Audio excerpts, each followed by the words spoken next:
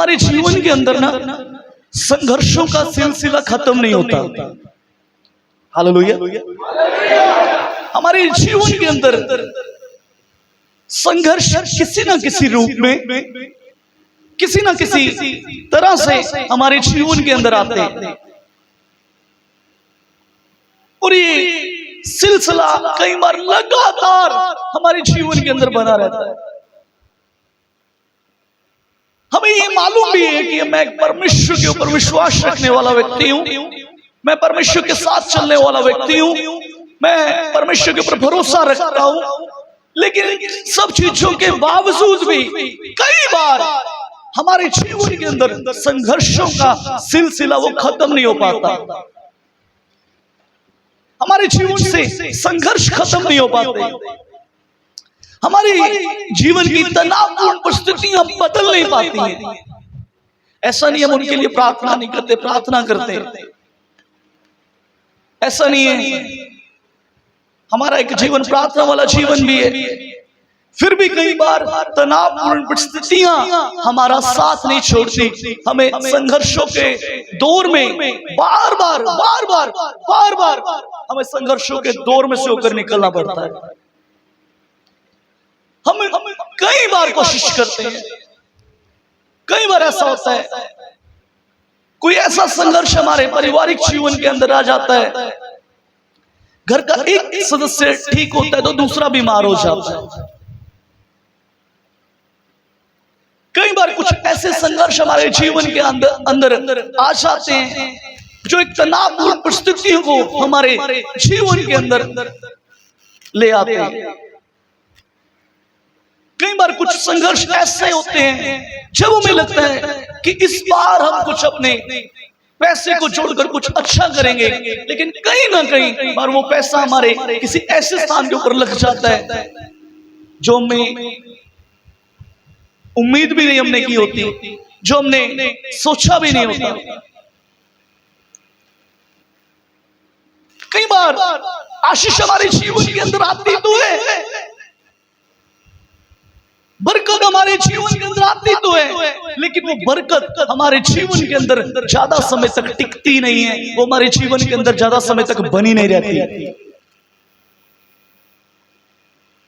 कई बार हमारे कुछ चीजों की प्राप्ति के लिए कोशिश तो करते हैं और उन चीजों को प्राप्त भी कर लेते हैं, लेकिन उन चीजों का आनंद हम लंबे समय तक नहीं ले पाते।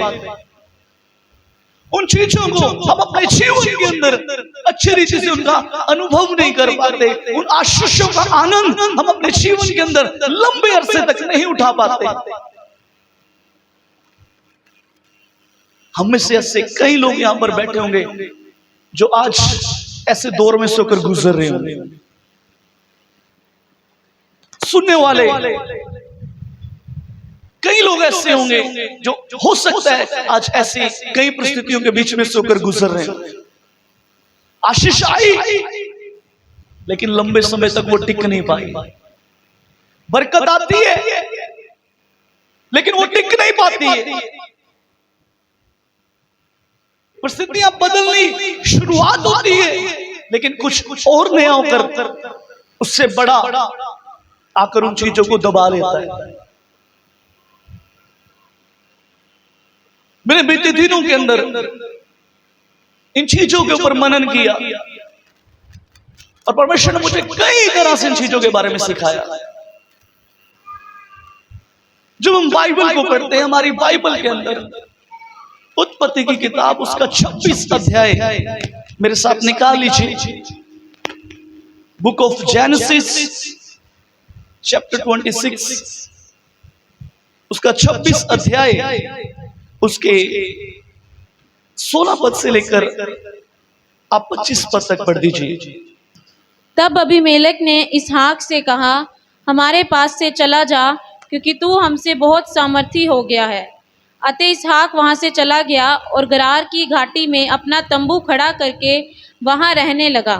तब जो कुएं उसके पिता अब्राहम के दिनों में खोदे गए थे और अब्राहम के मरने के बाद पलिश्तियों ने भर दिए थे, उनको इसहाक ने फिर से खुदवाया और उनके वे ही नाम रखे। जो उसके पिता ने रखे थे। फिर इसहाक के दासों को घाटी में खोदते खोदते बहते जल का एक सोता मिला। तब गरार के चरवाहों ने इसहाक के चरवाहों से झगड़ा किया और कहा, यह जल हमारा है। इसलिए उसने उस कुएं का नाम एसेक रखा, क्योंकि वे उससे झगड़े थे।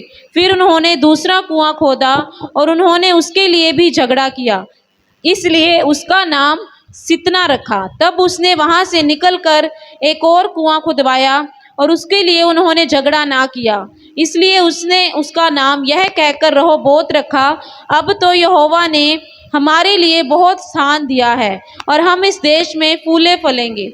वहां से वह बेशर्बा को गया और उसी दिन यहोवा ने रात को उसे दर्शन देकर कहा, मैं तेरे पिता अब्राहम का परमेश्वर हूँ, मत डर, क्योंकि मैं तेरे साथ हूँ और अपने दास अब्राहम के कारण तुझे आशीष दूंगा और तेरा वंश बढ़ाऊंगा। तब उसने वहां एक वेदी बनाई और यहोवा से प्रार्थना की और अपना तंबू वहीं खड़ा किया और वहां इसहाक के दासों ने एक कुआं खोदा। प्रभु का पाक कलाम पढ़े और सुने जाने के ऊपर आशीष। बाइबल के अंदर अभी हमने पढ़ा है इसहाक के बारे में। बीते दिनों में हमने इसहाक के ऊपर सीखा था, इसहाक के इसी अध्याय के ऊपर हमने मनन किया था। और यहां पर जब हमने पढ़ा है इसहाक जब उस देश के अंदर जहां पर परमेश्वर ने उसे रहने की लिए आज्ञा दी थी, वो उस स्थान के ऊपर रहा और परमेश्वर ने उसे आशीष दी। और बाइबल इस प्रकार से कहती है, अकाल के समय में भी परमेश्वर ने इसहाक को आशीष दी। अकाल के समय में भी परमेश्वर ने इसहाक को आशीषित किया और वो बड़ा रूहानी और जिस्मानी तौर से वो बड़ा। बाइबल इस प्रकार से कहती है, इसहाक के पास बहुत सारे भेड़ बकरियां, बहुत सारे गाय बैल, पशु, नौकर, कई तरह की संपत्ति उसके पास थी। और वो बढ़ता गया बढ़ता गया बढ़ता गया। और जब हमने उसके 16 अध्याय को 16 आयत को पढ़ा है, तब अबीमेलेक ने इसहाक से कहा, हमारे पास से चला जा, क्योंकि तू हमसे बहुत सामर्थी हो गया है। अतः इसहाक वहां से चला गया और गरार की घाटी में अपना तंबू खड़ा करके वहां रहने लगा। और तंबू उसने खड़ा किया।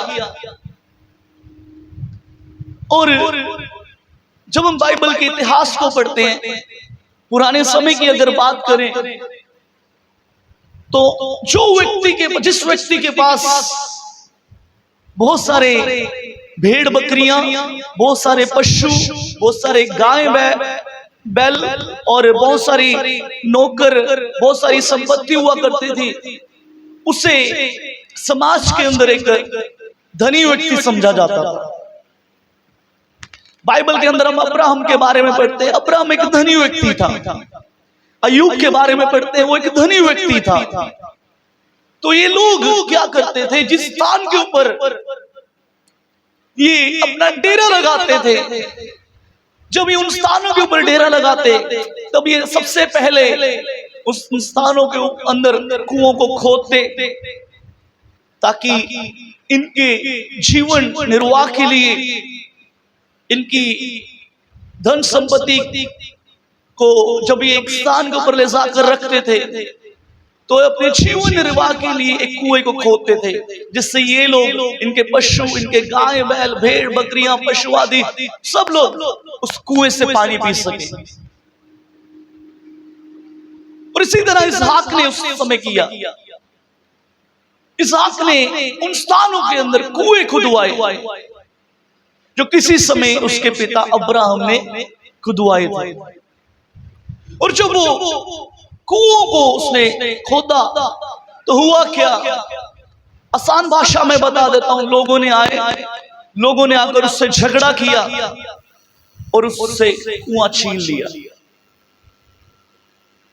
उसके नौकरों को, इसहाक के जो सेवक लोग थे, उनको खोदते खोदते एक जल का सोता मिला।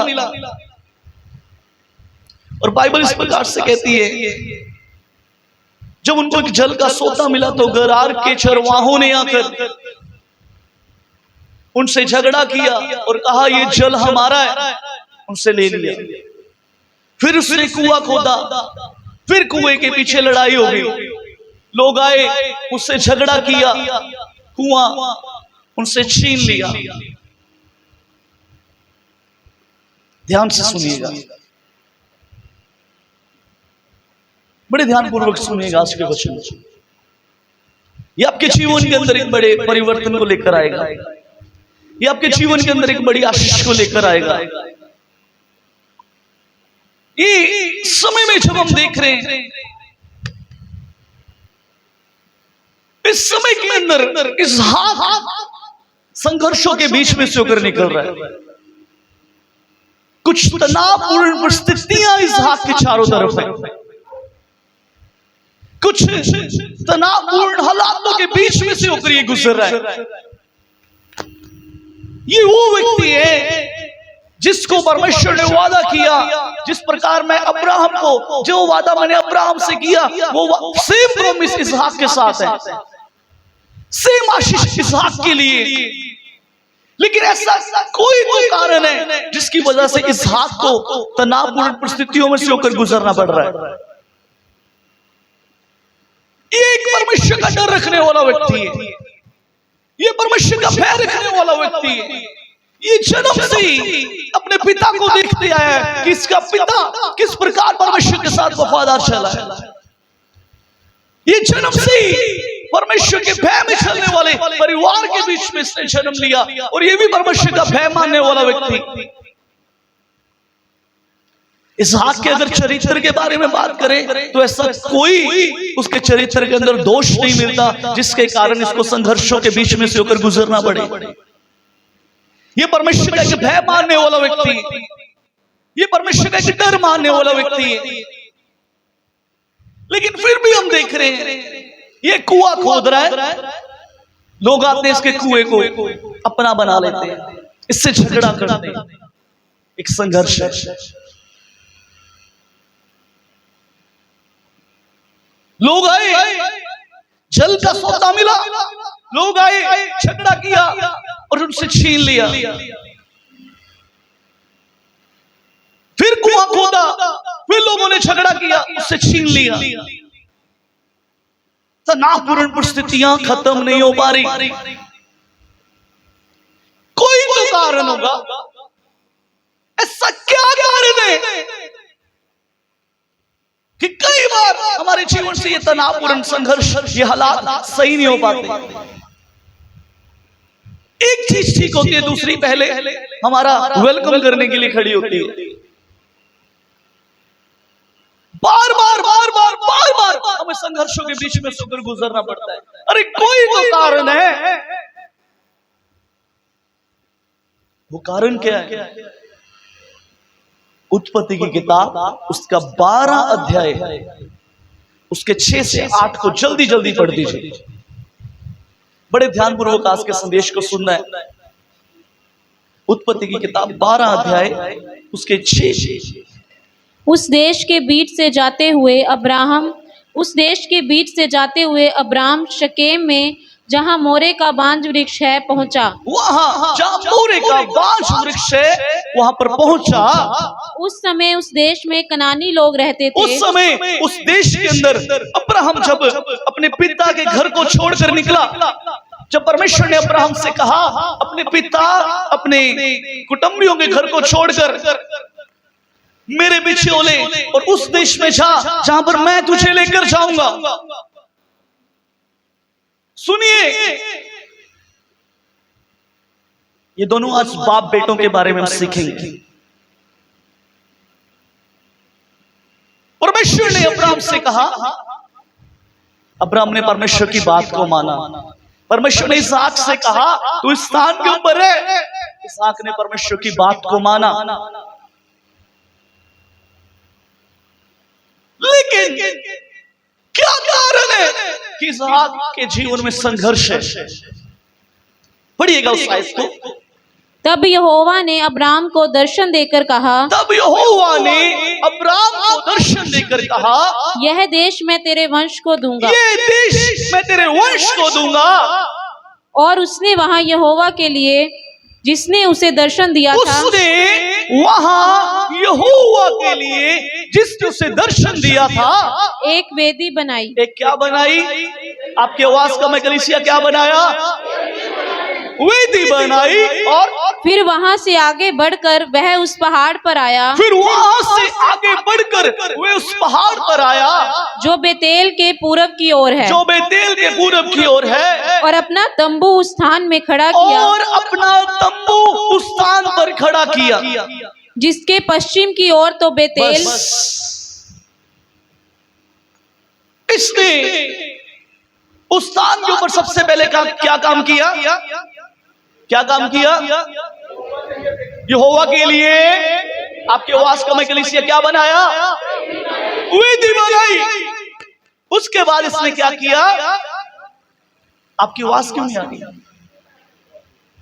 क्या खड़ा किया? तंबू खड़ा किया।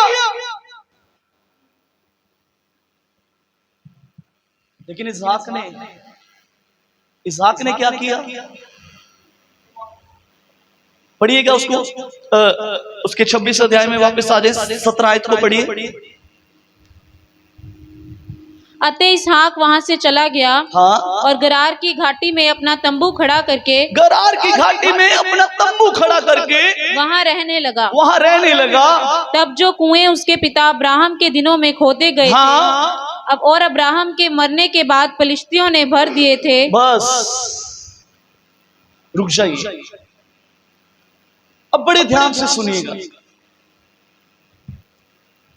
अब्राहम एक स्थान से निकल रहा है। उसने सबसे पहला काम किया परमेश्वर के लिए वेदी बनाई। नंबर 2, फिर उसने अपना तंबू खड़ा किया। इसहाक निकला, उसने सबसे पहला काम किया अपने तंबू को खड़ा किया। फिर उसने कुएं खोदे। वेदी का अभी तक कोई जिक्र नहीं है, वेदी का कोई जिक्र नहीं। मेरे प्रियो, मैं आपको बताना चाहता हूं, बाइबल का एक ऑर्डर है, या आप कह सकते हो एक क्रम है कि हमें पहला स्थान अपने जीवन के अंदर किसे देना है? आपकी आवाज आनी चाहिए, किसे देना है? परमेश्वर को। ये एक बाइबल का ऑर्डर है, ये एक क्रम है। ये किसी इंसान द्वारा नहीं, बल्कि परमेश्वर के द्वारा तय किया गया है। पहला स्थान वेदी का है। अब्राहम जहां पर कहीं गया, उसने सबसे पहले वेदी बनाई। दूसरा काम उसने किया, अपने तंबू को खड़ा किया। तीसरा काम, फिर उसने कुओं को खुदवाया।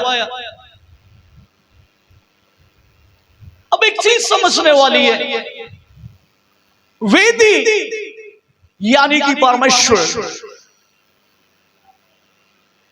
तंबू यानी कि हमारा परिवार, कुआं यानी कि हमारा बिजनेस। अब पुराने समय में क्या होता था, जिस व्यक्ति के पास बहुत सारी गायें, बैल, भेड़, बकरियां सब इत्यादि होते थे ना, उसी से वो अपना जीवन बसर करता था। वही उनका एक रोजगार होता था। आप आसान भाषा में कह सकते हो, वही उनका एक बिजनेस हुआ करता था। और ये उस जगह को चुनते थे जहां पर आसपास हरियाली हो, और उन स्थानों को चुनते थे जहां पर पानी आसानी से मिल सके। या आप कह सकते हो, ये अपने बिजनेस को भी ध्यान में रखकर अपनी हर एक चीज बड़े ही सिस्टमैटिक वे के साथ करते थे। अब बड़े ध्यान से सुनिएगा, अब्राहम जिसको परमेश्वर ने अपना मित्र कहा है, कोई तो कारण होगा अब्राहम को परमेश्वर ने अपना मित्र कहा। अब्राहम को जब परमेश्वर उस अब्राहम को जब उस जगह पर जहां पर वो रहता था, परमेश्वर ने कहा मेरे पीछे ओले। अब्राहम निकला, परमेश्वर ने उससे बड़े बड़े वादे किए और उसके जीवन में पूरे हुए। सेम प्रॉमिस इसहाक के साथ है, लेकिन इसहाक उन चीजों के बीच में स्ट्रगल कर रहा है। उसका कारण क्या है? इसहाक सबसे पहला स्थान किसको दे रहा है? तंबू को। मेरे प्रियो, बाइबल का ऑर्डर है। ऑर्डर यानी आप कह सकते हो एक बाइबल का नियम है। हमारा परमेश्वर नियमों का परमेश्वर है। अगर मैं आपको और आसान भाषा में समझाता हूं, अगर आपको छत के ऊपर जाना है तो आपको सबसे पहला पैर पहले स्टेप के ऊपर रखना पड़ेगा। आप सीधा दूसरे तीसरे पर नहीं रखेंगे। अगर आप दूसरे तीसरे स्थान के ऊपर अपने पांव को रखेंगे, दूसरे तीसरे स्टेप के ऊपर रखेंगे, हो सकता है आप गिर जाएं, हो सकता है आपको चोट लग जाए। एक क्रम बना दिया गया है कि आपको पहले पौड़ी के ऊपर पैर रखकर फिर ही आपको दूसरी पे रखना है। ये बाइबल का नियम है। अगर पहला स्थान है तो वो परमेश्वर का है। मेरे प्रियो, कई बार हमारे जीवन के अंदर जब संघर्ष आते हैं, ये एक बड़ा कारण होता है क्योंकि हम बाइबल के ऑर्डर को फॉलो नहीं करते। हमें जैसा अच्छा लग रहा है वैसा कर रहे हैं। वेदी का कई बार हमारे जीवन के अंदर कोई स्थान नहीं होता। वेदी हमारी टूटी है, वेदी हमारी गिरी हुई है, हमें उससे कोई मतलब नहीं है। हम वेदी से ज्यादा अपने तंबू की ओर ध्यान देते हैं, वेदी से ज्यादा अपने बिजनेस की तरफ ध्यान देते हैं। कई बार यही कारण है जिसकी वजह से हमें संघर्षों के बीच में से होकर गुजरना पड़ रहा है। अगर एक बाइबल का नियम बना दिया गया, एक ऑर्डर सेट कर दिया गया कि आपको ऊपर जाने के लिए पहली पौड़ी पर पांव रखना पड़ेगा, मेरे प्रियो, यदि आप दूसरी तीसरी पौड़ी पर पांव रखते हैं आप गिरेंगे, आप चोटिल होंगे, आपके चोट लग सकती है, आपको संघर्षों का सामना करना पड़ सकता है। सबसे पहले अब्राहम ने काम किया, अपनी वेदी को बनाया, फिर अपने तंबू को खड़ा किया। आज मसीह लोग ये सबसे बड़ी गलती करते हैं। वेदी के लिए कोई स्थान नहीं है। मसीह लोग इस हाथ की तरह गलती करते हैं। अपने बिजनेस को सबसे पहला स्थान, अपने परिवार को पहला स्थान, रिश्तेदारों को पहला स्थान, जॉब को पहला स्थान, वेदी को कोई हमें अता पता ही नहीं है। इसीलिए तो समस्या आती है, एक के बाद एक, एक के बाद एक, एक के बाद एक समस्या आती है और हम उन्हें भी घिरे रहते हैं। इस हाथ को संघर्षों का सामना इसलिए करना पड़ा क्योंकि उसने वेदी के लिए कोई स्थान नियुक्त नहीं किया,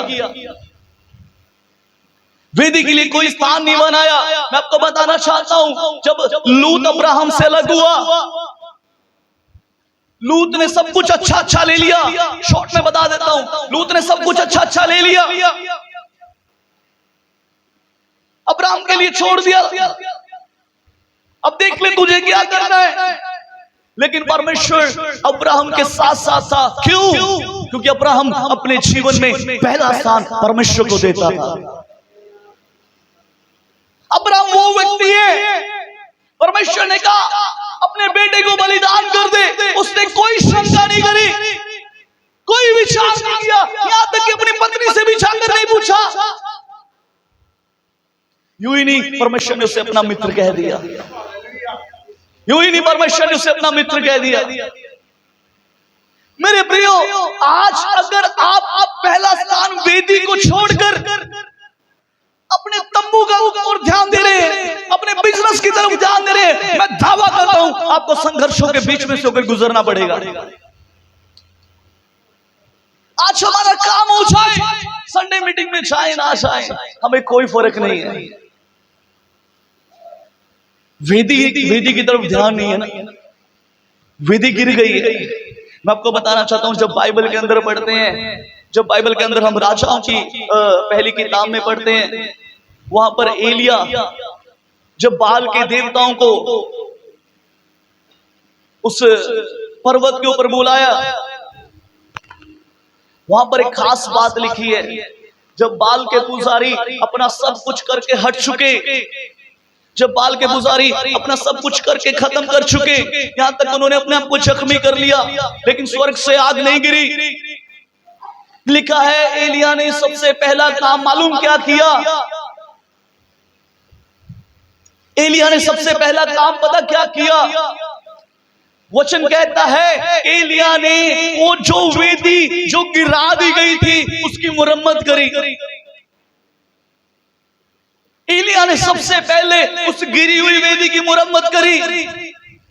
आज कई बार हम भूल जाते हैं, हम अपनी वेदियों के बारे में चिंतित ही नहीं है। हमारे जीवन में प्रार्थना हो चाहे ना हो, हमें कोई फर्क नहीं पड़ता। वचन हो ना हो, हमें कोई फर्क नहीं पड़ता। मेरे प्रियो, मैं आपसे कहना चाहता हूं, जब तक एलिया ने उस गिरी हुई वेदी की मुरम्मत नहीं करी, चमत्कार नहीं हुआ। जब उसने उस गिरी हुई वेदी की मुरम्मत करी, परमेश्वर ने स्वर्ग से आग को भेज दी।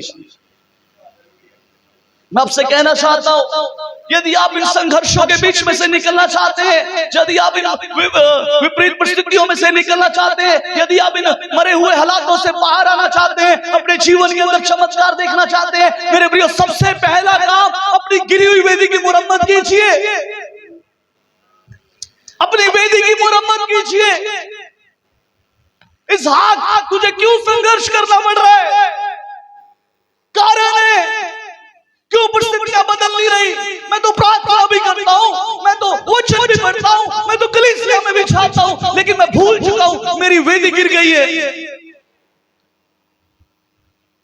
मेरे प्रियो, मैं आपसे कहना चाहता हूं, बाइबल साफ कहती है, यदि कोई मुझसे अधिक अपने बच्चों से प्रेम करता है, वो मेरे लायक ही नहीं है। अपने परिवार से प्रेम करता है, वो मेरे लायक नहीं है। हम परमेश्वर को भूल चुके हैं, हमने वेदी का स्थान गिरा लिया है, हमारा प्रार्थना का स्तर नीचे हो गया है। अब हमारे अंदर वो पवित्र आत्मा क्यों नहीं उतरती?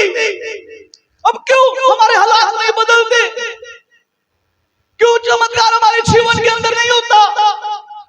उसका एक कारण है, क्योंकि हमने पहला स्थान वेदी की जगह किसी और चीज को दे दिया। हमने वेदी की तरफ ध्यान नहीं दिया। बिजनेस हो जाए, काम खड़ा हो जाए, काम बढ़ जाए। मेरे प्रियो, बाइबल के नियम से आप बाहर जाकर कुछ करेंगे, 110% कहता हूं, आपको संघर्षों का सामना करना पड़ेगा। आपको संघर्षों का सामना करना पड़ेगा। आपको संघर्षों के बीच में से होकर गुजरना पड़ेगा। मेरे प्रियो, अगर बाइबल का नियम है कि पहला स्थान वेदी का है, तो मेरे प्रियो, आप वेदी को छोड़कर कभी सक्सेस नहीं पा सकते। बाइबल में क्लियर लिखा है, तुम मुझसे अलग होकर कुछ नहीं कर सकते। वचन कहता है, अगर एक इंसान पूरे जहान को कमा ले, अपनी जान को नुकसान में ले आए, अपनी जान का नाश कर दे, तो उससे क्या लाभ?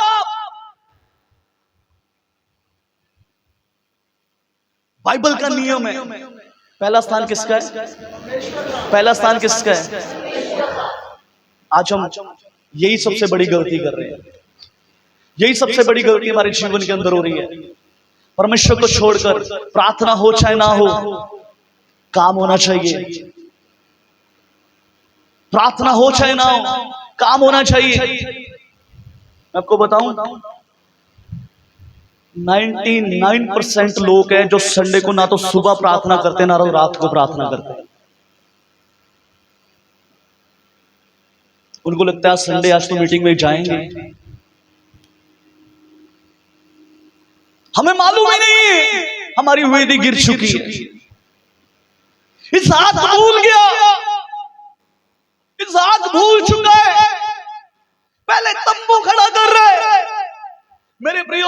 यदि आप परमेश्वर को छोड़कर अपने परिवार को पहला स्थान दे रहे हैं, यदि आप परमेश्वर को छोड़कर अपने परिवार को मुख्य रख रहे हैं, यदि आप परमेश्वर को छोड़कर कलीसिया को छोड़कर आराधना को छोड़कर अपने बिजनेस को मुख्य रख रहे हैं, मेरे प्रियो मैं आपसे कहना चाहता हूं, आप संघर्ष करेंगे, संघर्ष करेंगे, संघर्ष करेंगे। लेकिन अगर आप इन सब चीजों को एक साइड में करते हुए परमेश्वर को पहले स्थान के ऊपर रखते हैं, आप जय पाएंगे, आप जय पाएंगे, आप जय पाएंगे, आप बढ़ते जाएंगे, बढ़ते जाएंगे, बढ़ते जाएंगे। आज वेदी गिर चुकी है, आज वेदी गिरी हुई है, आज उठिए एलिया की तरह, सबसे पहले अपनी वेदी की मुरम्मत कीजिए।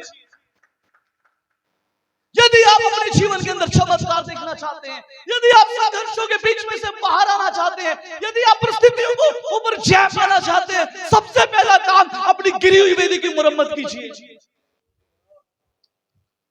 अपनी गिरी हुई वेदी की मुरम्मत कीजिए। बाइबल में लिखा है, उसकी 25 आयत को पढ़ दीजिए, 26 का 25 को पढ़ दीजिए,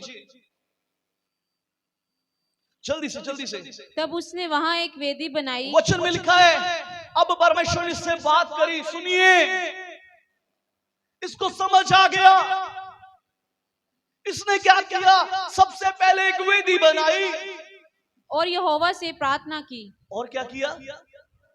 ये काम इसको पहले करना चाहिए था, ये काम इसको पहले करना चाहिए था। पहला काम इसने क्या किया? वहां एक वेदी बनाई। नंबर 1, परमेश्वर ने इससे बात करी, फिर इसने वहां पर एक वेदी बनाई और यहोवा से प्रार्थना की। और यहोवा से क्या किया? प्रार्थना करी और अपना तंबू वहीं खड़ा किया। फिर क्या किया? फिर क्या किया? उसके बाद और वहां इसहाक के दासों ने एक कुआं खोदा। अब ये आ गया बाइबल के ऑर्डर के अंदर, अब ये बाइबल के ऑर्डर के अंदर आ गया। इसने अब पहला स्थान किसको दिया है? फिर किसको दिया है? फिर बिजनेस। कुआं क्या है? वेदी कौन है? वेदी कौन है? आपकी आवाज आनी चाहिए, वेदी कौन है? तंबू कौन है? बोलिए हमारा परिवार, बोलिए मेरा परिवार। कुआं क्या है? समझ आ गया? अब ये बाइबल के ऑर्डर में आ गया। लिखा है, जब इसके सेवकों ने कुआं खोदा, जब इसने पहला स्थान वेदी को दिया, प्रार्थना करी, तंबू फिर खड़ा किया, फिर इसके दासों ने कुआं खोदा, उसके बाद इसको कुआं खोदने की जरूरत नहीं पड़ी। उसके बाद कोई इससे लड़ाई करने नहीं आया। ये एक बाइबल का नियम है, आप इसको छोड़कर कभी आशीषित हो ही नहीं पाएंगे। मेरे प्रियो, ये तो था पहला पॉइंट। दूसरा पॉइंट, दूसरे स्थान पर क्या आता है? जोर से बोले कि दूसरे स्थान पर क्या आता है? अभी मैंने पढ़ाया, तंबू। क्या आता है? जोर से बोलेंगे कलीसिया। दूसरे स्थान पर क्या है? तंबू है, यानी कि अब ये भी सीरियल वाइज आना चाहिए। कई बार हम क्या करते हैं, वेदी तो ठीक है, पहला स्थान प्रभु को देते हैं, लेकिन दूसरा स्थान पर बिजनेस ले आते हैं। दूसरे स्थान पर क्या ले आते हैं? बिजनेस। बिजनेस ले आते हैं। आपको मालूम है आज क्यों परिवारों के बीच में संघर्ष होते हैं? क्यों परिवारों के बीच में संघर्ष है?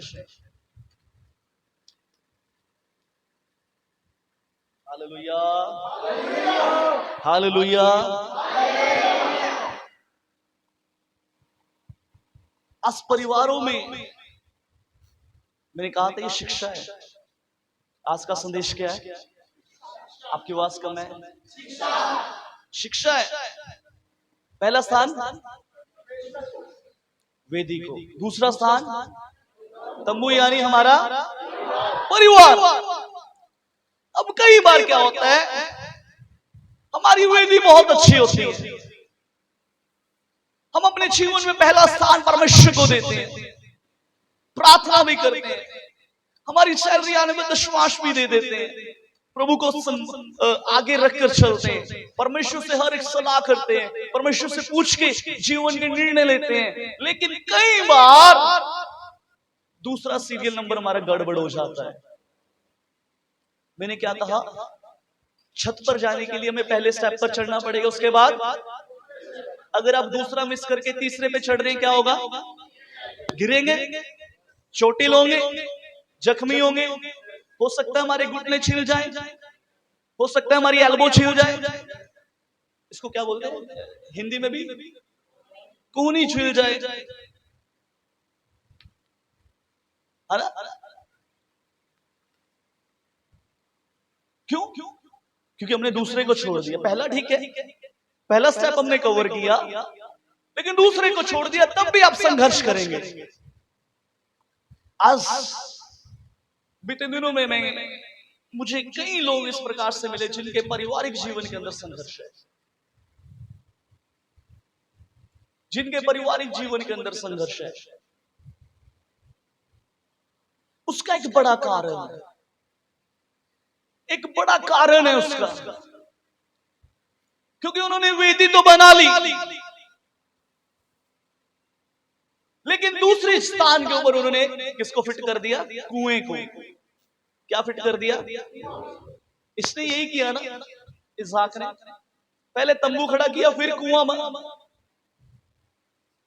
वेदी नहीं है, गड़बड़ी। कई बार क्या होता है, हम अपने जीवन के अंदर, हम अपने जीवन के अंदर कुछ ऐसी तनावपूर्ण परिस्थितियां खुद ब खुद हम उन्हें क्रिएट कर लेते हैं। आज मैं आपको बताना चाहता हूं, परमेश्वर के बाद, सुनिए, परमेश्वर के बाद यदि आपके लिए कुछ महत्वपूर्ण होना चाहिए तो वो आपका परिवार। क्या होना चाहिए? क्या होना चाहिए? जोर से बोलेगी कलीसिया। परमेश्वर के बाद पहला स्थान परमेश्वर का है। परमेश्वर के बाद यदि कुछ इंपॉर्टेंट है तो वो क्या है? हमारा परिवार। आज मैं परिवार के लोगों से बात करूंगा। ये शिक्षा आज पारिवारिक शिक्षा रहेगी। बाइबल के अंदर परिवार किससे कहा गया? परिवार के बारे में आपकी क्या डेफिनेशन है? जल्दी से बोलिए। ये क्लास चल रही है तो आप वार्तालाप करते रहे। परिवार कैसे कंप्लीट होता है? नंबर 1 पिता होता है, नंबर 2 फिर बच्चे। बाइबल के अंदर जब हम पढ़ते हैं, उत्पत्ति की किताब के अंदर हम पढ़ते हैं, परमेश्वर ने आदम को बनाया तो परमेश्वर ने ये फैसला किया मनुष्य का अकेला रहना ठीक नहीं है। और वचन में ये लिखा है परमेश्वर ने उसके सहायक के रूप में, कैसे? पत्नी को क्या करके बनाया? क्या बनाया? आपकी आवाज कम है, जोर से बोले। क्या बनाया? सहायक के रूप में बनाया। परमेश्वर ने जब देखा मनुष्य का अकेला रहना ठीक नहीं है, परमेश्वर ने एक लिखा है उसकी आदम को गहरी नींद सुला दिया। उसके मांस में से मांस, उसकी पसलियों में से पसली लेकर उसने एक औरत को बनाया। किसको बनाया? औरत को बनाया। और उसके औरत को उसने क्या करके बनाया था? जोर से बोले। सहायक। सुनिए, सबसे पहले मैं बात करूंगा इस वाले डिपार्टमेंट से, भाइयों वाले सेक्शन में आ जाते हैं। सबसे पहले परमेश्वर ने किसको बनाया? आदम को बनाया, यानी कि नर को बनाया। और मैं आपको बताना चाहता हूं, खास करके भाई लोगों के लिए, परमेश्वर ने आप लोगों के ऊपर एक खास रिस्पॉन्सिबिलिटी को दिया है, एक खास जिम्मेवारी को दिया है। किसने दिया है? आपकी आवाज कम है, जोर से बोलिए। परमेश्वर ने। ये बाइबल के अंदर सबूत है। मेरे साथ निकालिए विलाप गीत, उसका 3 अध्याय 27 और 28। जल्दी जल्दी पढ़ दीजिए। विलाप गीत 3 अध्याय 27 और 28 आयत को पढ़ दीजिए। हरियप हरियप हरियप, जिसको मिल गया पढ़ दीजिए जल्दी से।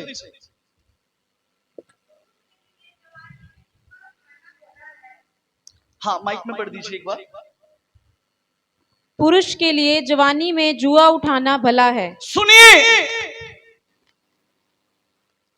भाइयों, सुनिए, बाइबल कहती है पुरुष के लिए जवानी में जुआ उठाना भला है, और वह यह जानकर अकेला चुपचाप रहे, वह ये जानकर अकेला चुपचाप रहे कि परमेश्वर ही ने उस पर यह बोझ डाला है। किसने बोझ डाला है? भाई लोग मेरी तरफ देखिए।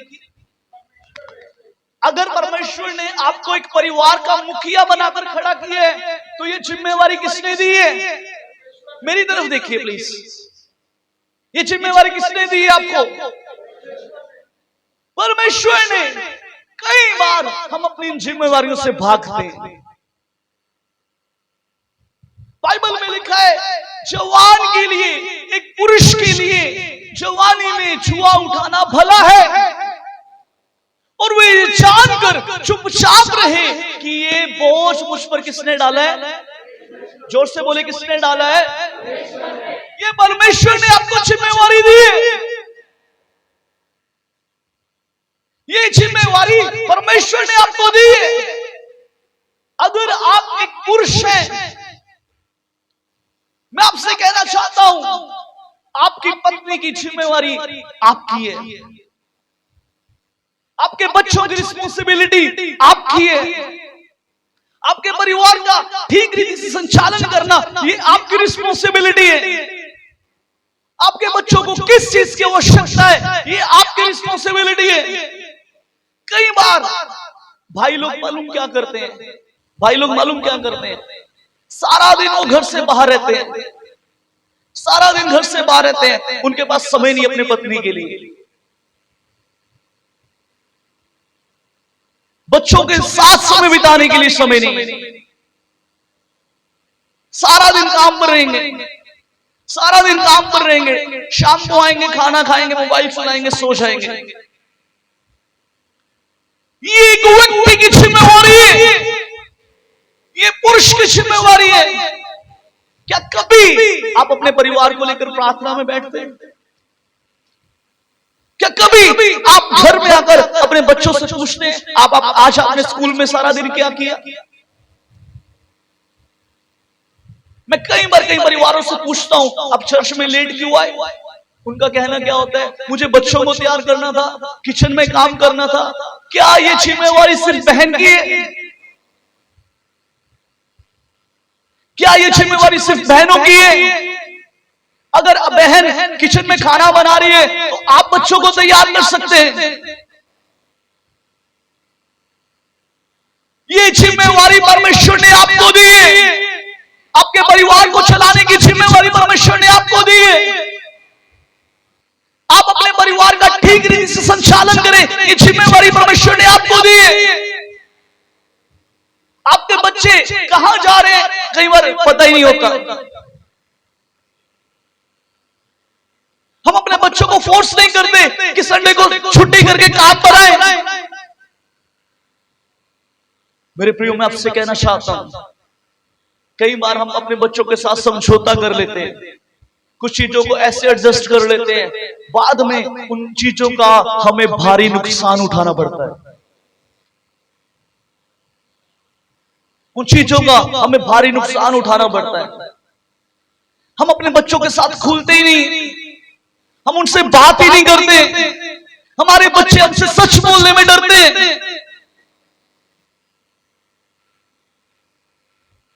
कारण है क्यों संघर्ष हमारे जीवन के अंदर है। और आगे पढ़िए, एक आयत पढ़िए मलाकी की किताब 2 अध्याय उसका 14 पद पढ़ दीजिए जल्दी से मलाकी की किताब, उसके बाद कोई जन निकाल लीजिए पत्रस, पहला पत्रस उसका 3 अध्याय 7 पद, कोई जन वो निकाल लीजिए। इसलिए क्योंकि यहोवा तेरे और तेरी उस जवानी की संगिनी यानी तेरी पत्नी और ब्याही हुई स्त्री के बीच साक्षी हुआ था। स्त्री के बीच में साक्षी कौन हुआ है? कौन साक्षी हुआ है? परमेश्वर साक्षी हुआ है। कई बार हम ना अपनी शादी का दोष पेरेंट्स के ऊपर डालते हैं। पंजाबी जगहों में चोले थे भी पागल है, लेकिन हम अपने परिवार को अच्छी रीति से हैंडल नहीं कर रहे। मेरे प्रियो, यदि आप प्रार्थना बहुत अच्छी करते हैं, यदि आप परमेश्वर के साथ सही रीति से चलते हैं और अपने परिवार का अच्छा प्रबंध नहीं कर पाते, अपने पेरेंट्स का ध्यान नहीं रख पाते, आपको मालूम ही नहीं है। कई बार बच्चे क्या करते हैं, मैं यंग लड़कों की बात कर रहा हूं, उनको पता ही नहीं होता उनके घर में चल क्या रहा है।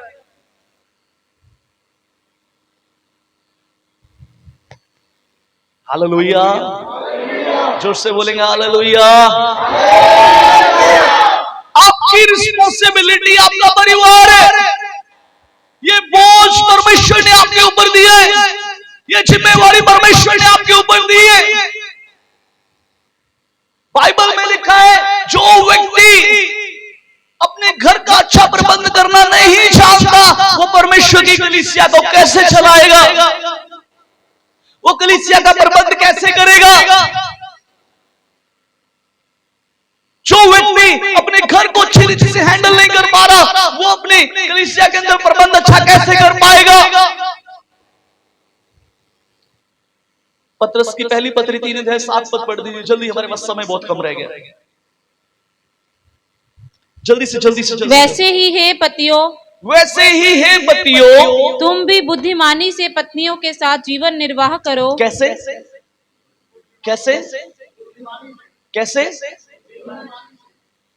मैं आपको बताना चाहता हूं, परमेश्वर ने आपको सहायक दिया है। क्या दिया है? सहायक दिया है। इट मीन्स आप भी उनकी सहायता करें। कई बार क्या होता है, पत्नियां बीमार होती हैं, पति को बैठे बैठा ही सब कुछ चाहिए। गलत बात है। पत्नी ने खाना नहीं खाया कोई फर्क नहीं है, लेकिन मुझे पेट भर चाहिए, कोई तो कारण है। हम संघर्ष कर रहे हैं क्योंकि हम बाइबल के नियम से बाहर जा रहे हैं। हे पतियों, अपनी पत्नी के साथ बुद्धिमता के साथ, बुद्धिमानी के साथ उनके साथ व्यवहार करें, और स्त्री को निर्बल पात्र जानकर उसका आदर करो। उसको निर्बल पात्र जानकर उसका क्या करना है?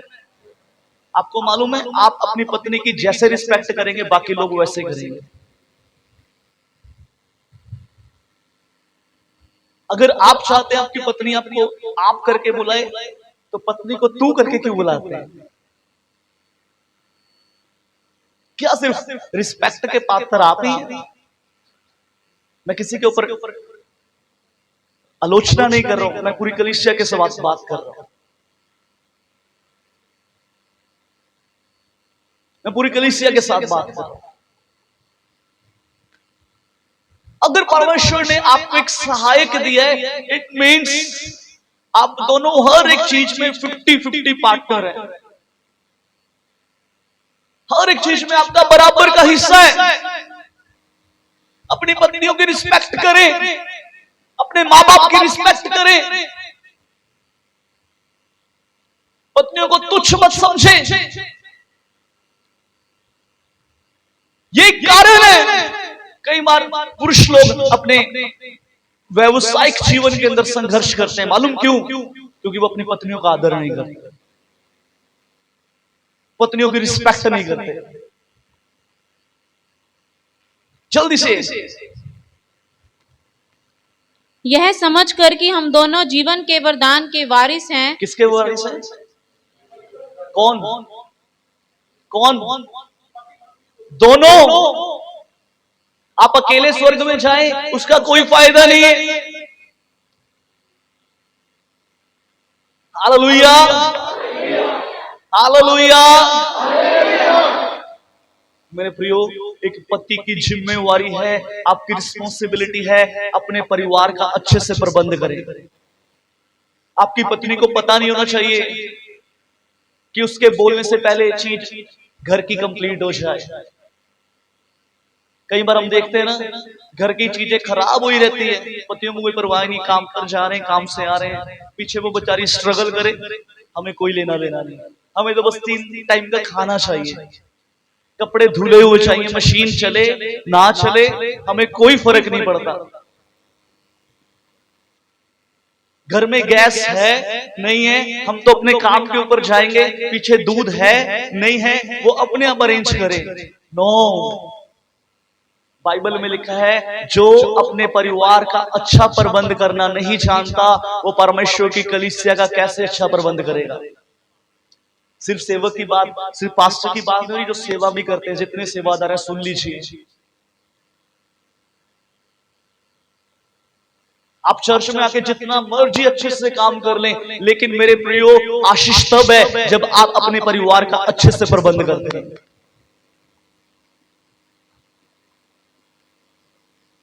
आमेन। जल्दी से अब बहनों की बारी। दूसरा स्थान तंबू का, तंबू के ऊपर है। मेरे साथ निकालिए तीमुथियुस के नाम प्रेरित पौलुस की पहली पत्री, उसका 3 अध्याय 11 वचन। जल्दी से जल्दी से। इसी प्रकार से स्त्रियों को भी गंभीर होना चाहिए। सुनिए, स्त्रियों को क्या होना चाहिए? आपकी आवाज कम होगी। क्या होना चाहिए? क्या होना चाहिए? बहनों पीछे आवाज, क्या होना चाहिए? गंभीर। गंभीर यानी, गंभीर का मतलब, हाँ जी, नंबर नहीं, नो।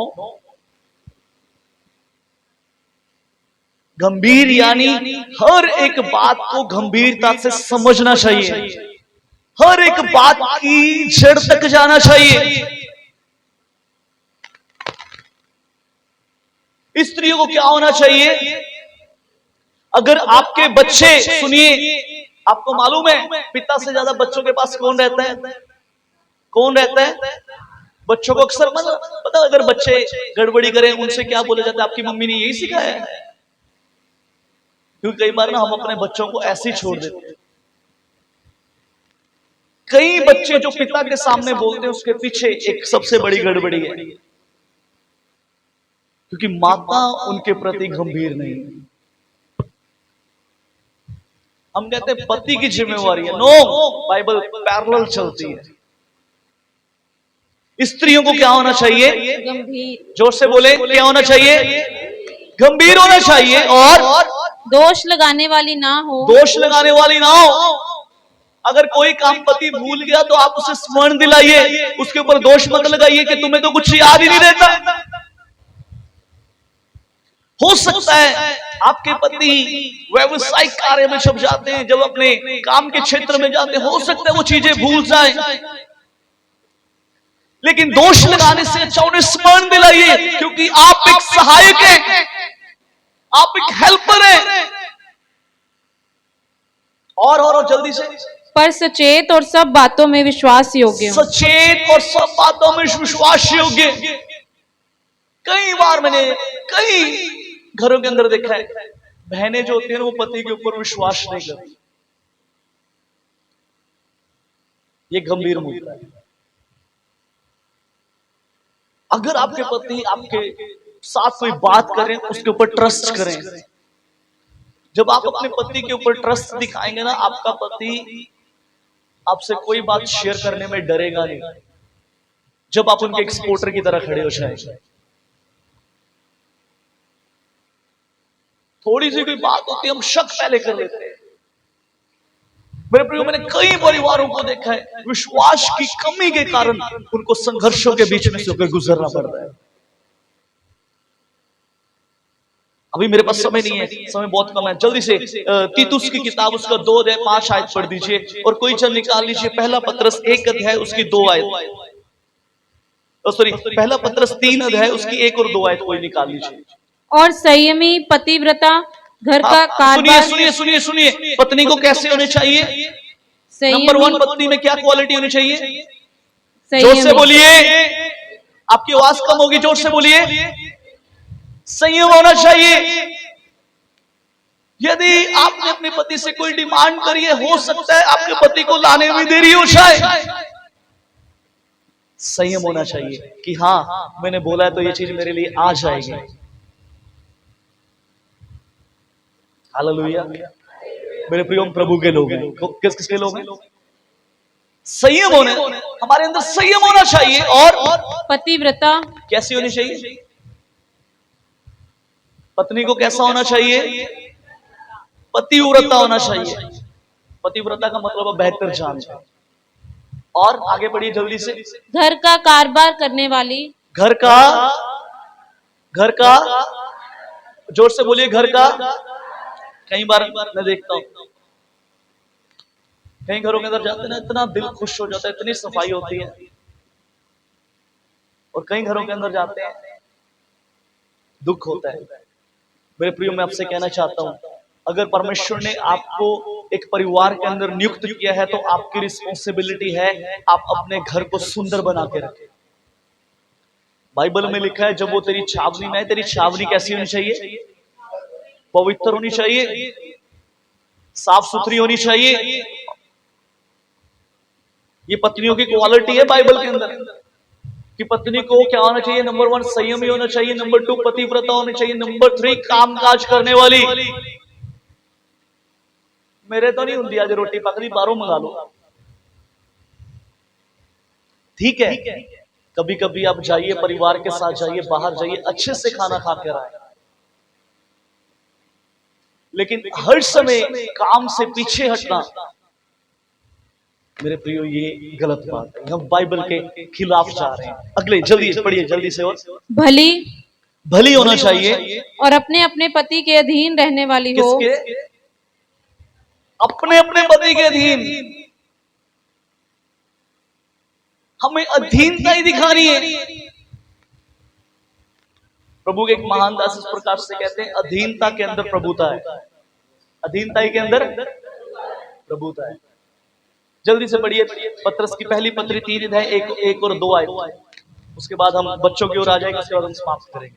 हे पत्नियों, तुम भी अपने पति के अधीन रहो। हे पत्नियों, तुम भी अपने पतियों के अधीन रहो, इसलिए कि यदि इनमें से कोई ऐसे हो जो वचन को ना मानते हो। सुनिए, बड़ी गंभीर बात है।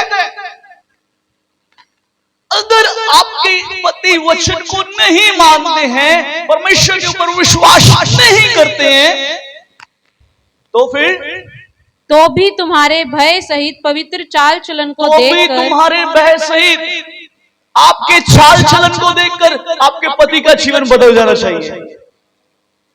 हालेलुया। कई बार होता है, कई बार ऐसा होता है कि बहनें लंबे अरसे तक अकेले ही आती हैं, उनके पति का जीवन नहीं बदल रहा। शायद कोई ना कोई कारण है, शायद अभी तक हमने उनके लिए एक नमूने का जीवन नहीं जिया। हालेलुया। आपके ऐसे ही अच्छे चाल चलन को देखकर वो क्या करें? क्या करें? क्या करें? पढ़िए पढ़िए पढ़िए। बिना वचन के अपनी अपनी पत्नी के चाल चलन के द्वारा, वो वचन ना पढ़े, अपनी अपनी पत्नी के चाल चलन के द्वारा खींचे चले आए। हालेलुया। बाइबल के अंदर कितनी पत्रियां? सॉरी, गॉस्पेल्स कितने? हाँ जी, कितने? 4। नंबर 1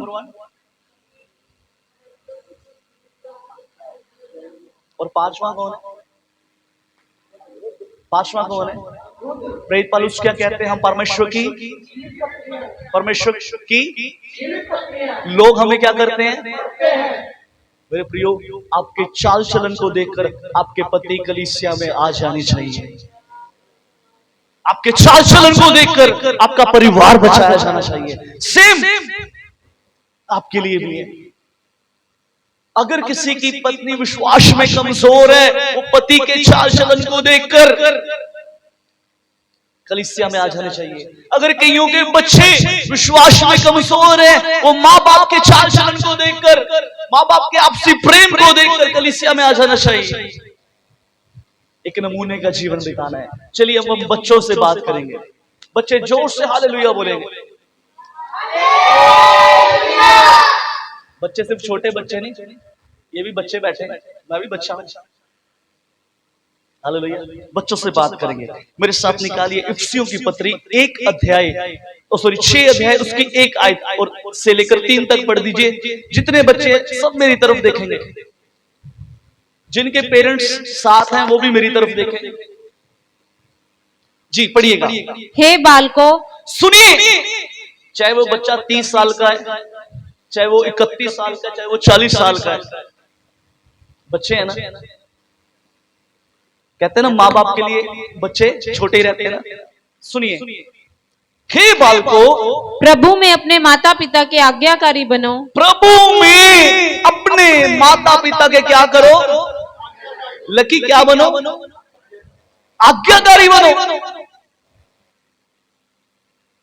प्रभु में अपने माता पिता के आज्ञाकारी बनो। कई बार बच्चे बड़े हो जाते हैं, वो अपने आप को कहते हैं हम इनके माँ बाप हैं, ये हमारे माँ बाप नहीं है। मम्मी तुम्हें कुछ नहीं पता, मेरे को पता है ना। अरे तुम्हें नहीं पता पापा, मेरे को पता है। प्रभु में अपने माँ बाप के क्या करो? पढ़िए पढ़िए, आगे पढ़िए जल्दी से। क्योंकि यह उचित है, क्योंकि यह उचित है, अपनी माता और पिता का आदर कर। सुन, अपनी माता पिता का आदर कर। अगर आप अपने माता पिता की अनाज्ञाकारिता करते हैं, आप उनके आदर नहीं कर रहे। माँ बाप को कह रहे हैं ना, माँ बाप कहते हैं फोन मत चलाओ, हम उतने ज्यादा फोन चलाते हैं। मेरे प्रियो, आप जीवन के किसी भी क्षेत्र में सफल नहीं हो पाएंगे अगर आप अनाज्ञाकारिता में। माँ बाप कहते हैं घर में रहो, हम बाहर निकल के जाते हैं, घूमने जाते हैं।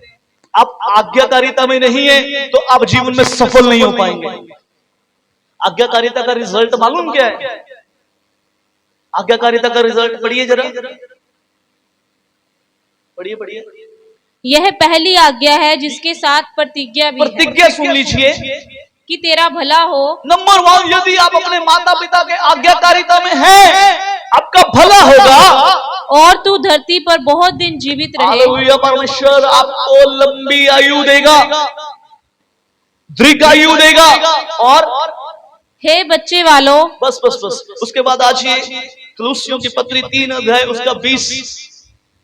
उसके बाद कोई जन निकाल लीजिए नीति वचन 20 आयत, 20 अध्याय उसकी 20 आयत को पढ़ दीजिए कोई जन।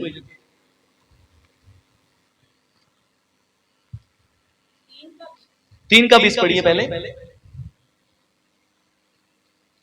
हे बालकों, सब बातों में अपने अपने माता पिता की आज्ञा का पालन करो। सुनिए बच्चों, सुनिए, सब बातों में अपने माता पिता का आज्ञा का पालन करो। माता पिता कहते हैं होमवर्क कर लो, हम नहीं करते। माता पिता कहते हैं बाहर मत जाओ, हमने बाहर जाना है। माता पिता कहते हैं लेट नाइट फोन मत यूज करो, हम यूज करते हैं। क्या परमेश्वर से आशीष पाएंगे? आप कभी आशीष नहीं पाएंगे, क्योंकि हम बाइबल के बाहर जाके काम कर रहे हैं। समझ आ रहा? समझ आ रहा? यदि आप आज्ञाकारिता में नहीं है, बाइबल में लिखा है एक आधी बात में आज्ञाकारिता नहीं हो ना, सब बातों में आज्ञाकारिता में रहना है। और पढ़िए। क्योंकि प्रभु इससे प्रसन्न होता है। हालेलुया। कौन प्रसन्न होता है? यदि आप अपने माता पिता की आज्ञाकारिता में हैं, प्रभु आपसे प्रसन्न होगा। आप जीवन के किसी भी क्षेत्र में जाएंगे, किसी भी जगह पर खड़े हो जाएंगे, परमेश्वर आपको सर बना के खड़ा कर देगा। हालेलुया। परमेश्वर आपको सर बना देगा। और हे बच्चे वालों, अपने बालकों को तंग न करो। आप पढ़ दीजिए नीति वचन 20 अध्याय उसकी 20 आयत। जो अपने माता पिता को कोसता, सुनिए, कई बार ना बच्चे अपने माता पिता को तुच्छ जानते हैं, पिता का आदर नहीं करते, माता का आदर नहीं करते, उनको वैसे ही समझते हैं। बाइबल में लिखा है जो अपने माता पिता को कोसता है उसका दिया बुझ जाता। ओह, बड़ी गंभीर बात लिखी है, उसका दिया। मतलब आपके जीवन के अंदर कभी भी आप रोशनी नहीं प्राप्त कर सकते।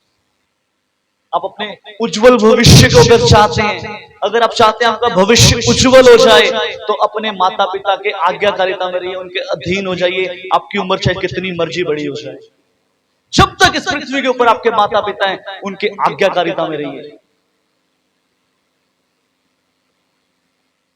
और बढ़िए आगे।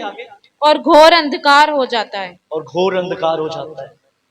मेरे प्रियो सुनिए, यदि परमेश्वर ने आपको एक परिवार के बीच में जोड़ा है, मेरी बहनों, मेरे भाइयों, कलीसिया के तमाम बच्चों से बात कर रहा हूं, सुनने वालों से जो इस वचन को सुन रहे हैं, सुनिए,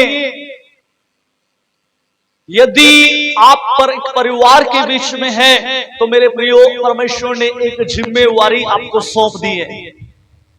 परमेश्वर ने एक जिम्मेवारी आपको सौंप दी है। आप अपने परिवार के प्रति एक दृढ़ता से, एक मजबूती के साथ अपने परिवार को बांध कर रखें। हमें मालूम नहीं हमारे बच्चे क्या कर रहे हैं, हमारे पास परिवार के लिए समय नहीं है। आज आपको मालूम है बच्चे बाहर प्यार क्यों ढूंढने जाते हैं? क्योंकि उन्हें घर में नहीं मिलता। पापा के पास समय नहीं है, मम्मी के पास समय नहीं है। डांट लगाइए, बाइबल में लिखा जो बच्चों के ऊपर छड़ी नहीं उठाता वो उसका दुश्मन है। डांटना सही है, लेकिन एक लिमिट में रहकर अपने बच्चों को डांटें। लिखे अपने बच्चों को रिस्क मत दिलाएं। क्या कभी आप ऐसा हुआ हफ्ते में एक बार या महीने में एक बार अपने परिवार के साथ बाहर डिनर पे गए? कितना खर्चा आ जाएगा। यदि आप बाहर खाने चले भी जाएंगे, बच्चों में कहता हूं बहुत बड़े होटल में मत जाएं। कई बार किसी पार्क में अपने बच्चों को ले जाएं, उनके साथ खेलिए, उनके साथ समय स्पेंड कीजिए। पिता के पास समय नहीं है परिवार के लिए, माँ के पास समय नहीं है, माँ इतने काम घर के कामों में रुझ जाती है, उसके पास समय नहीं है बच्चों को देखने के लिए। बच्चे किससे बात करें? वो बाहर ही जाएंगे। यदि घर में बच्चों को प्यार नहीं मिलेगा, वो बाहर जाकर ढूंढेंगे, और जब वो बाहर जाकर ढूंढेंगे फिर तकलीफ सबसे ज्यादा हमें होती है। लेकिन उनको रास्ता किसने दिखाया बाहर का? Hallelujah, hallelujah. पहला स्थान किसका है? दूसरा स्थान सीरियल वाइज, तीसरा स्थान लास्ट। उसके बाद हम वचन को समाप्त करेंगे। मेरे साथ निकालिए इफिसियों की पत्री 6 अध्याय उसका 5 आयत। हे दासों, जो लोग इस संसार में तुम्हारे स्वामी हैं, जो लोग इस संसार में तुम्हारे स्वामी हैं, अपने मन की सिधाई से डरते और कांपते हुए, अपने मन की सिधाई से डरते और कांपते हुए, जैसे मसीह की वैसे ही उनकी भी आज्ञा मानो। हालेलुया। किनकी? अपने मालिक को,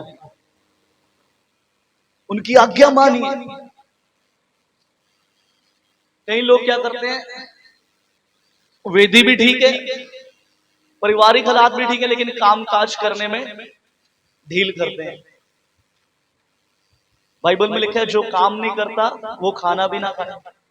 पता क्या लिखा है? रोटी भी ना खाए। जो काम से जी चुराता है वो, हालेलुया। मेरे प्रियो, हर एक चीज को बैलेंस करके चलो।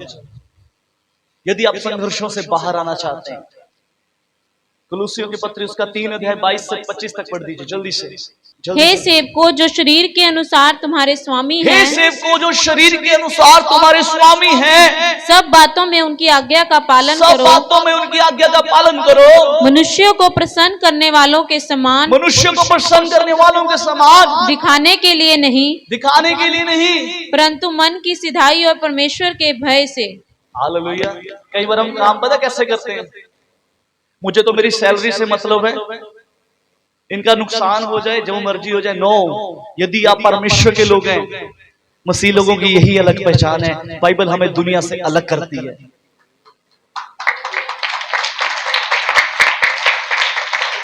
जिन जगहों के अंदर आप काम करते हैं, अपना बेस्ट दें। जब तक आप अपने काम के क्षेत्र में हैं, अपना बेस्ट दें। आप ऐसा काम कीजिए जैसे आप अपना खुद का काम कर रहे हैं, इंसान को प्रसन्न करने के लिए नहीं, ये जानते हुए कि परमेश्वर की आज्ञा है।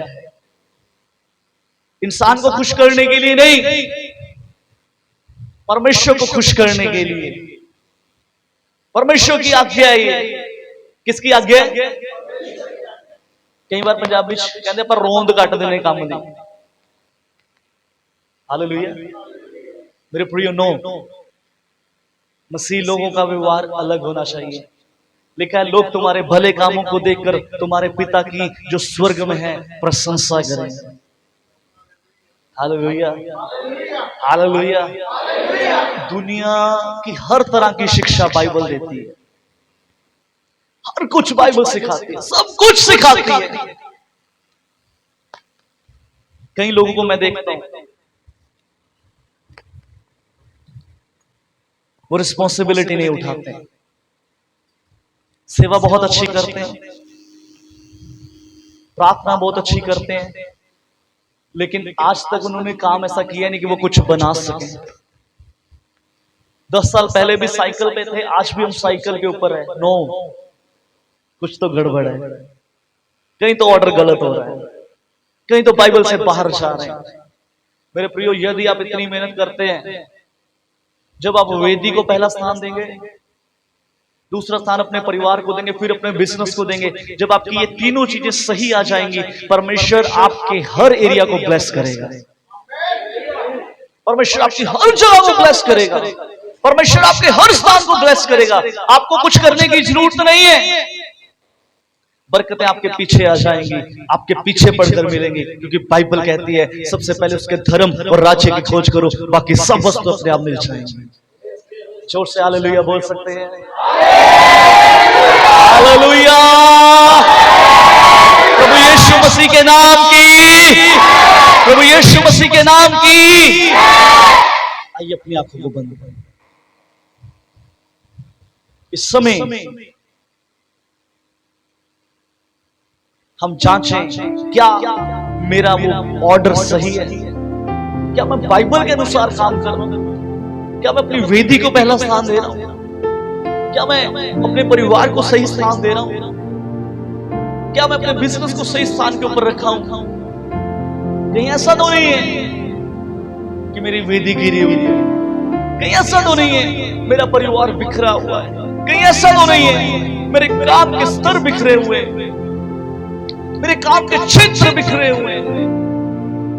आइए प्रार्थना करें, अपने आप को जांचें। स्वर्ग में विराजमान आपके पाक पवित्र जीवित और जलाली चरणों में आते हैं। प्रभु जी, आज प्रभु आपके लोगों के लिए मैं विनती करता हूं, प्रभु जी होने दे प्रभु, आज आपके लोग पिता परमेश्वर ओ खुदावन खुदा प्रभु अब्राहम की तरह प्रभु अपने उस बाइबल के नियम के अनुसार चलने पाए, और प्रभु जैसा आप कहते हैं वैसा वो करने पाए। प्रभु पहला स्थान आपको दे, फिर अपने परिवार को दे, फिर अपने कार्य को करें।